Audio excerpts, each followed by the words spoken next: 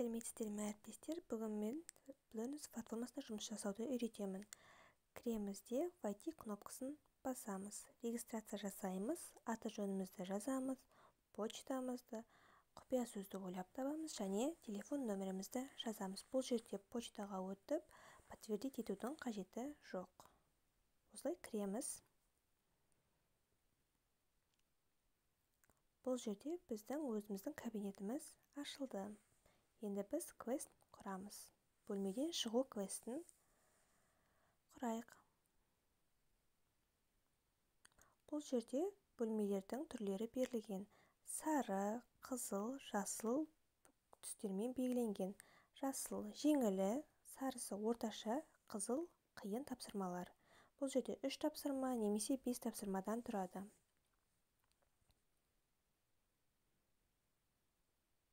Бөлмелердің түрі көп, өзімізге ұнағанымызды таңдайық. Мен 5 тапсырмасы барды таңдадым.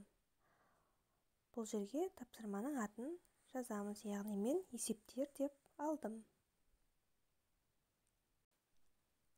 Тапсырмаларды енгізгеннен кейін PowerPoint-ты ашамыз, яғни слайд жасаймыз. Тапсырмаларды 1-ші, 2-ші, 3-ші, 4-ші, 5-ші тапсырма деп бөлек-бөлек жазамыз. Және бұны біз сурет ретінде сақтауымыз керек. Сохранить как кнопкасын таңдап, TIFF файлға сурет ретінде сақтаймыз. Сохранить кнопкасын басамыз. Бұл жерде біз все слайды дейміз, яғни барлық бетін біз сурет ретінде сақтауымыз қажет. Мінекей бізге барлық несін сурет ретінде сақтап берді. Енді екеуін бір бетке қоямыз да, бірінші суретті басамыз. Бұл жерге слайдымызды әкеп көшіреміз. Осылай 2-ші, 3-ші, 4-ші, 5-ші слайдтарды қойып шығамыз.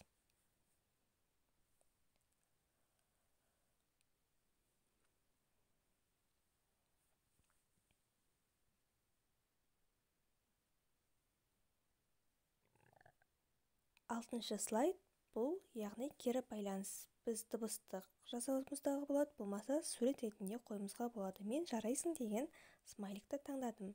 Және есептерден шығатын санды құпия сөзге қоюымыз қажет. Ешқандай сохранить кнопкасын баспай, бірден получение доступыға өтеміз. Бұл жерде оқушылар атын жазу керек кнопкасын басамыз. Біздің тапсырмамыз дайын. Ссылка арқылы балаларға жіберсек болады. Қанекей өзіміз өтіп көрейік. Балалар фамилиясын және атын жазады, және сыныбын жазады. Мен А, Б деп алдым және сыныпты 1-ші сынып деп таңдадым. Ойынымызды бастаймыз. Біз есіктен шығуымыз керек. Ол үшін осы бөлмеден шығу үшін тапсырмаларды орындаймыз. Мінекей біз сыпырғыш тауып алдық. Ол арқылы төбеде тұрған өрмекшінің торын алуымызға болады. Қанекей сыпырғышты алып аламыз. Сөмкемізді ашып, сыпырғышты алып, құрымды алып тастаймыз. Бізде 1-ші және 2-ші тапсырма шықты. Жауабын жазып аламыз. 3-ші, 4-ші, 5-ші тапсырмаларды іздеу үшін мінекей киімдер шкафқа саламыз. Шкафтың ішінде лупа және салфетка бар екен. Киімдерді шкафқа жинаймыз. Мінекей қағаз шықты. Бұл 4-ші тапсырма. Ал енді 3-ші тапсырманы мен 5-ші тапсырманы іздейміз. Барлығын қосқап көрсек болады.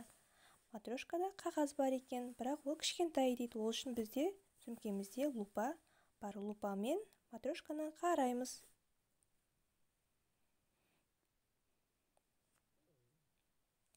Үшінші тапсырма шықты. Енді бізге 5-ші тапсырма қалды.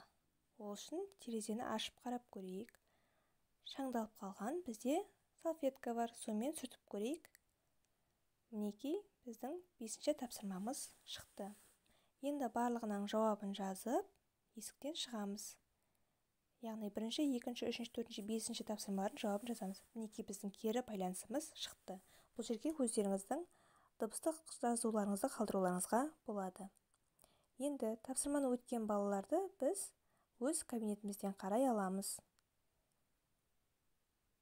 бұл жерде балалардың барлық тапсырманы орындағаны, қанша уақытта орындағаны, аты-жөні, күні барлығы сақталып тұрады.